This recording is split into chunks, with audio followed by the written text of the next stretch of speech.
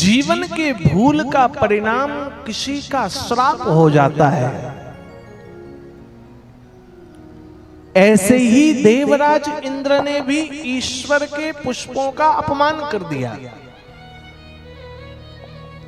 कथा तो आगे में ही थी कि एक बार ऋषि दुर्वासा भगवान के फूलों का प्रसाद लेकर आ रहे थे। वैकुंठ गए थे ऋषि दुर्वासा और भगवान ने अपने गले का हार निकालकर ऋषि दुर्वासा को दिया। दुर्वासा वो भगवान के फूलों का पुष्प प्रसाद लेकर आ रहे थे। मार्ग पर देवराज इंद्र मिले तो इंद्र को दे दिया और इंद्र को अभिमान मैं देवराज हूं, ये छोटे फूलों की माला मेरे लिए क्या काम, इन फूलों की माला का मैं क्या करूंगा, मैं तो देवों का राजा हूं। स्वर्ण आभूषण रत्न के हार पुष्प, उनकी मालाएं, उनके आभूषण उपहार हो तो मेरे योग्य है, ये छोटी सी वस्तु मेरे किसी योग्य है।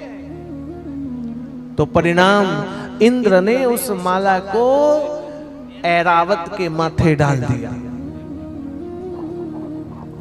ऐरावत ने पहना, ऐरावत ने सोचा हम माथे पर क्या करेंगे। ऐरावत ने वो फूलों की माला उठाकर जमीन पर फेंक दिया, पैरों से कुचल दिया।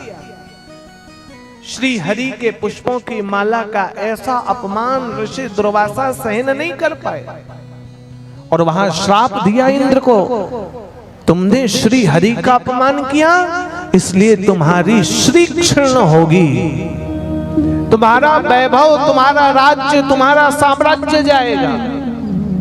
और कथा कहती है कि प्रहलाद के पुत्र का नाम हुआ विलोचन और विलोचन के पुत्र हुए राजा बलि। बलि परम पराक्रमी राजा। इंद्र को श्राप लगा ही हुआ था, फलस्वरूप राजा बलि ने स्वर्ग लोक पर आक्रमण कर दिया और परिणाम तो आप जानते हो, इंद्र की राजगद्दी चली गई। देवता दानवों में भीषण युद्ध हुआ और युद्ध में हाय हाय करके प्राणों को बचाने को लेकर इंद्र भाग गए, अपने स्वर्ग लोक को छोड़ा और स्वर्ग के राजा राजा बलि हो गए। राजगद्दी पर बलि बैठ गए। बलि को लगने लगा कि भैया हमारा राज्य मिलेगा कैसे। ब्रह्मा जी के पास गए। ब्रह्मा जी बोले हमारा काम तो केवल निर्माण का है, पालन का काम तो श्री हरि के हाथों है। ब्रह्मा जी के साथ सारे देवता भगवान के पास गए और भगवान से कहने लगे प्रभु कुछ तो करो आप, हमें हमारा स्वर्ग ना मिलेगा तो हम जाएंगे कहां, हम रहेंगे कहां। भगवान ने कहा देखो राजा बलि पराक्रमी है और इस समय राजा बलि का पुण्य बढ़ा हुआ है, इसलिए राजा बलि को परास्त करना असंभव है। और रही बात परास्त करने की तो तुम युद्ध करो, जीत लो राजा बलि को युद्ध में। इंद्र ने कहा हम युद्ध कर रहे थे तो युद्ध में कई देवताओं को क्षति पहुंची, कई देवता घायल हो गए और हम तो अपने प्राण बचा करके आए। तो भगवान ने कहा एक काम करो, हम युक्ति बता सकते हैं कि आप अमृत पी लो, आप सब लोग अमृत का पान करें, आप अमृत को ले लें, अमृत का पान कर लें तो कृपा होगी आपके ऊपर।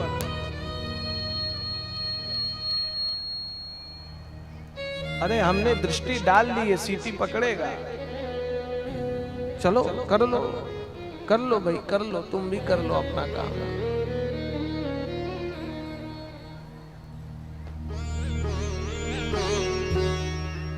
राजा इंद्र को कहा भगवान ने आप अमृत पियो। और अमृत कैसे पिए, अमृत तो समुद्र मंथन से आएगा। और समुद्र मंथन तब होगा जब देवता दानव दोनों मिलेंगे। भगवान ने इंद्र को कहा, इंद्र राजा बलि को जाकर के समझाओ, समुद्र मंथन के लिए तैयार करो। राजा बलि ने कहा, इंद्र ने कहा क्षमा करें, इंद्र ने कहा राजा बलि तो हमें देखते मारेगा, समुद्र मंथन के लिए तैयार होगा, असंभव है। भगवान ने कहा वो दैत्य है, वो राक्षस है, और राक्षसों के पास बल तो होता है किंतु बुद्धि नहीं होती है। इसलिए हम लोग कहते हैं बल होने से क्या हुआ, बुद्धि की आवश्यकता है, और बुद्धिमान श्रेष्ठ होता है। जाओ राजा बलि को समझाओ, समुद्र मंथन से अमृत मिलेगा यह बात कहना, और जो भी शर्त रखे राजा बलि वह शर्त स्वीकार कर लेना। परिणाम राजा बलि के पास गए, इंद्र ने हाथ जोड़ा, राजा बलि को कहा बलि आप मेरे भाई हो, चूंकि कश्यप की संतान है, और जब कश्यप की संतान तो हम दोनों भाई भाई। देवता और दानवों में मित्रता हो जाए तो संसार में कोई हमें परास्त नहीं कर सकता, और ऊपर से हम आप मिल करके समुद्र मंथन करें तो अमृत मिलेगा। आप अमृत पीना, बचा अमृत हम पिएंगे, परिणाम आप भी अमर हम भी अमर। इंद्र की गद्दी पर तो आप बैठे हो और हम आपके छोटे भाई बन करके आपकी सेवा करेंगे। अरे बलि तो मोहित हो गया। अमृत कौन नहीं चाहता है, पीना है अमृत आपको, बोलो हाँ या ना। किनको किनको अमृत पीना, हाथ उठाओ।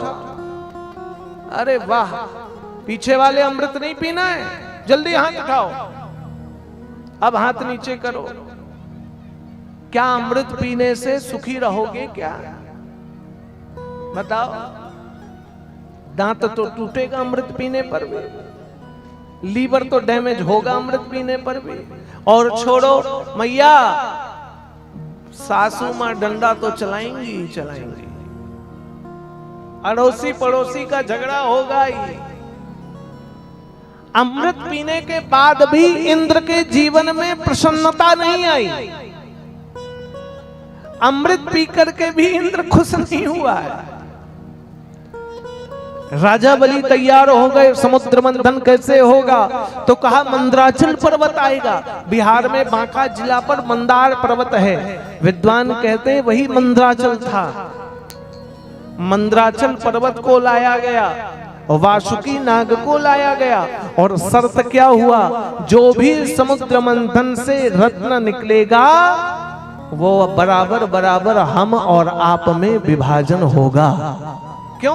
भाई है। समुद्र मंथन की तैयारी हुई, दानव और देवताओं ने पकड़ा वासुकी नाग को, बीच में मंदराचल पर्वत रखा गया, और कथा कहती जैसे ही समुद्र मंथन हुआ, मंदराचल पर्वत धीरे धीरे धीरे धीरे जल में डूबने लगा। बिना आधार के मंथन कैसा? देवता घबरा गए। देवताओं को लगा भैया अब होगा क्या? भगवान का ध्यान किया तो बंधुओं कथा कहती है कि श्री हरि भगवान नारायण कछुए का अवतार धारण किए, कच्छप अवतार का रूप धारण करके मंदराचल को पीठ पर साध कर ऊपर उठा दिया। बोलिए कच्छप देव भगवान की। तब से कच्छप अवतार भगवान ने धारण किया। मंदराचल तो आ गया, समुद्र मंथन शुरू हुआ। किसी भी कार्य के आरंभ में समस्या सबसे पहले आकर खड़ी होती है। क्या आती है? जोर से बोलिए। यज्ञ किए तो आंधी समस्या।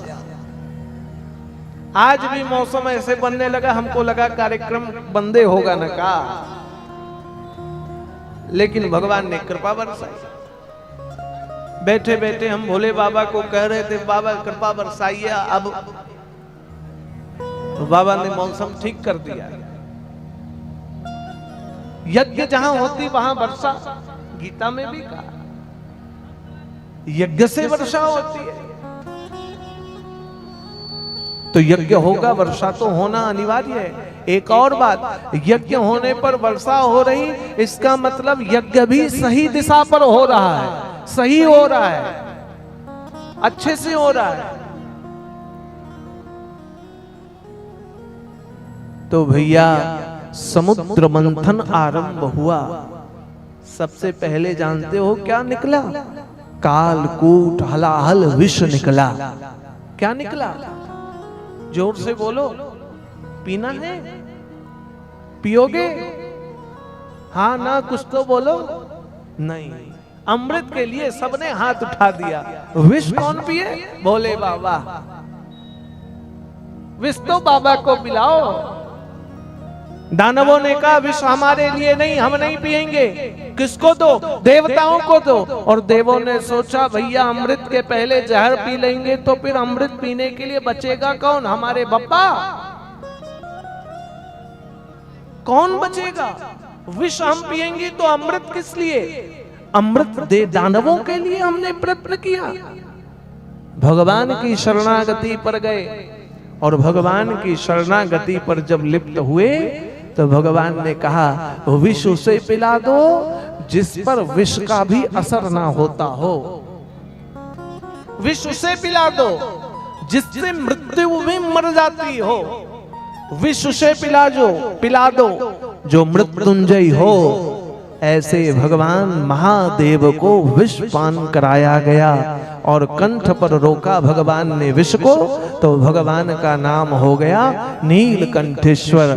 बोलिए नीलकंठेश्वर महादेव की जय हो। भगवान नीलकंठेश्वर हुए। कथा कहती समुद्र मंथन में आगे चल करके कामधेनु गाय निकली, ऋषियों और ब्राह्मणों को पाई गई।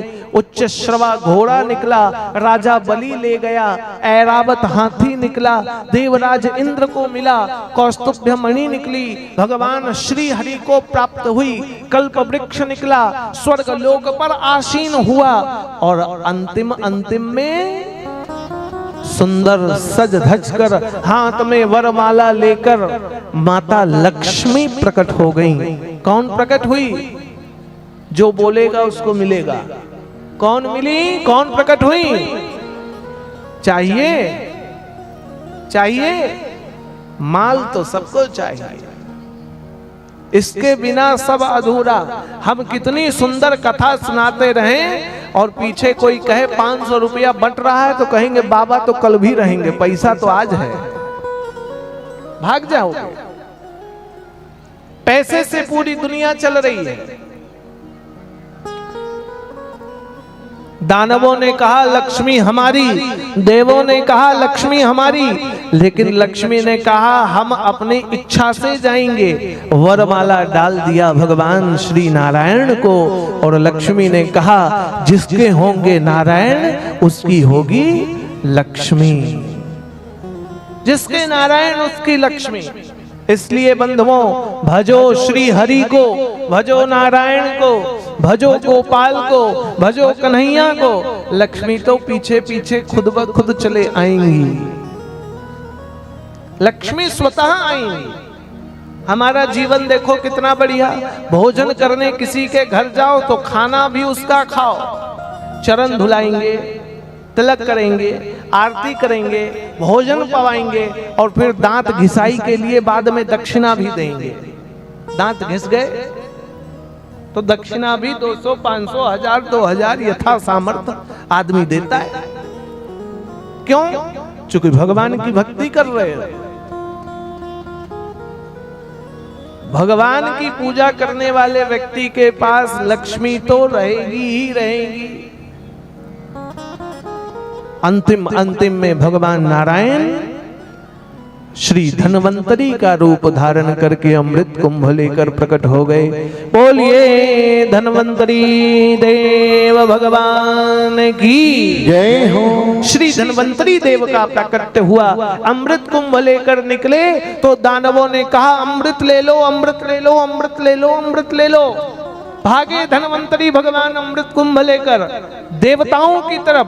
दानवों को लगा ये अमृत तो हमारे पास नहीं है, हमें ना मिलेगा, देवों पी जाएंगे, क्या करें? हमारा नहीं होगा तो उनका भी नहीं होने दो, फेंक दो जमीन पर, फैला दो जमीन पर। हम आप सब लोगों की बड़ी अच्छी मानसिकता है, हमारी नहीं होगी तो उनकी भी नहीं होने देंगे, हम नहीं जाएंगे तो उनको भी नहीं जाने देंगे, हम नहीं रहेंगे तो उनको भी नहीं रहने देंगे। ये दानव मानसिकता है।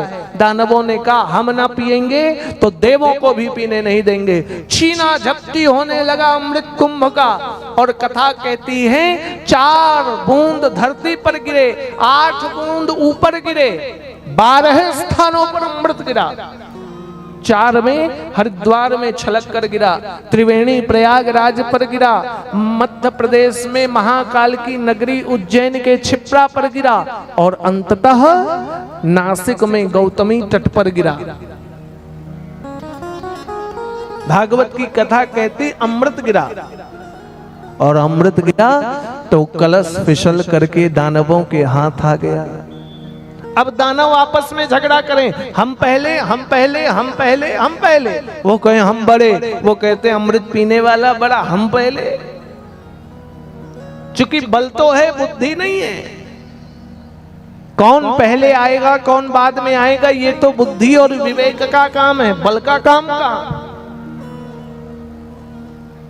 देवता कहने लग गए भगवान को, प्रभु आपके कहने पर हम लोगों ने उद्यम किया, लेकिन अमृत कहां प्राप्त हुआ? कथा कहती है भगवान ने मोहिनी का रूप धारण किया और मन को मोहित करके पहुंच गए राक्षसों के पास। राक्षसों ने कहा झगड़ा मत करो, ये सुंदर युवती सुंदर स्त्री आई है, अमृत इसके हाथ पर दे दो, ये सबको प्रेम से पिलाएगी, हम लोग प्रेम से पिएंगे। भगवान ने कहा सावधान, मेरा नाम मोहिनी है, मैं सबके मन को मोहती हूं, जैसा नाम वैसा काम। विश्वास कर रहे हो तो किसी को कम किसी को ज्यादा और किसी को नहीं भी पिला सकती हूं, लेकिन ध्यान रखना बाद में दोष मेरे ऊपर नहीं देना। दानव तो मदमस्त थे अमृत पाकर, और सुंदरी युवती को देखकर नयन सुख हो रहा है। दे दिया अमृत कुंभ, और भगवान ने कहा अरे अमृत पीने से पहले नहा धो तो लो, 12 दिन से नहाए नहीं, देह से दुर्गंध आ रही। अमृत पीने वाले हो, आज अमर होने वाले हो, सुंदर वस्त्र पहनो, सुंदर श्रृंगार करो, सुंदर इत्र से सुसज्जित जल पर स्नान करो। और सारे दानव चले गए नहाने के लिए, स्नान के लिए, और भगवान इंद्र को, कुबेर को, वरुण को, सूर्य को, चंद्रमा को क्रमशः अमृत पिलाने लग गए। कथा कहती है सर्वभानु नाम का दैत्य सूर्य चंद्र के मध्य में आकर के बैठा, भेष बदल दिया। चंद्रमा ने कहा प्रभु ये बैठा तो है देव बन करके, लेकिन देवता नहीं है। भेष बदलने से जरूरी थोड़ी साधु बन जाए। आचरण, व्यवहार, चरित्र, और सबसे बड़ी बात बताएं एकांत।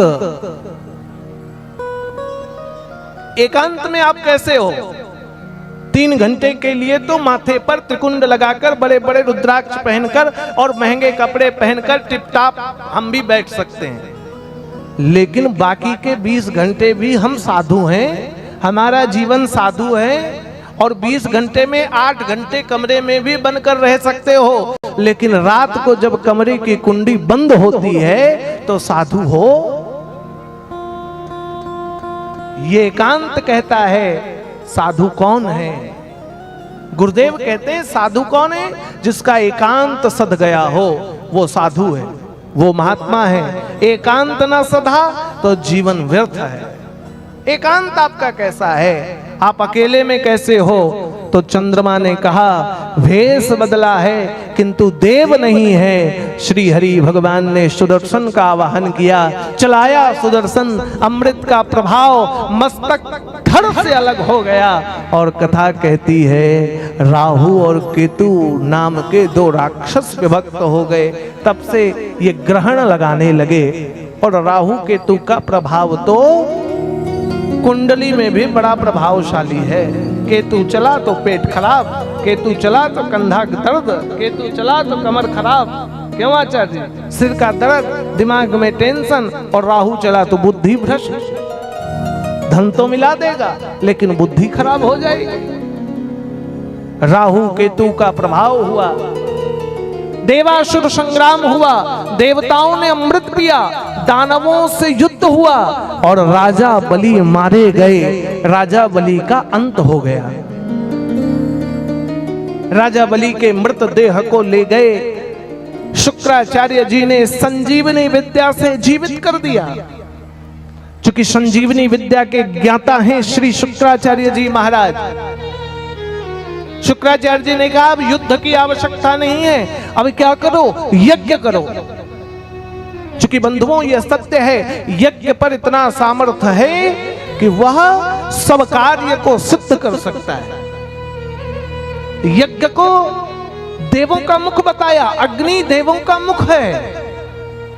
देवों को यदि आहार कराना है तो अग्नि की आवश्यकता है। अग्नि मीणे पुरोहितम यज्ञस्य देव अमृतम, ऋग्वेद में अग्नि देवों का मुख बताया। और अग्नि में आप आहुतियां डाल रहे हैं, स्वाहा स्वाहा स्वाहा स्वाहा। लक्ष्मी नारायण मां यज्ञ कर रहे हैं, हिरण्यवर्णाम हरनिम सुवर्ण रजत सृजाम मंत्र पढ़ रहे हैं आचार्य। लक्ष्मी श्री वैभव समृद्धि की कामना आपके गांव पर हो, तो राजा बलि को कहा कि आप यज्ञ करो, अब युद्ध नहीं, यज्ञ से प्राप्त होगा। शुक्राचार्य ने यज्ञ कराया, आहुतियां डलवा दी, और जब आहुतियां पड़ने लगी तो इंद्र बैठे रहे सिंहासन पर, सिंहासन राजा बलि के पास आ गया।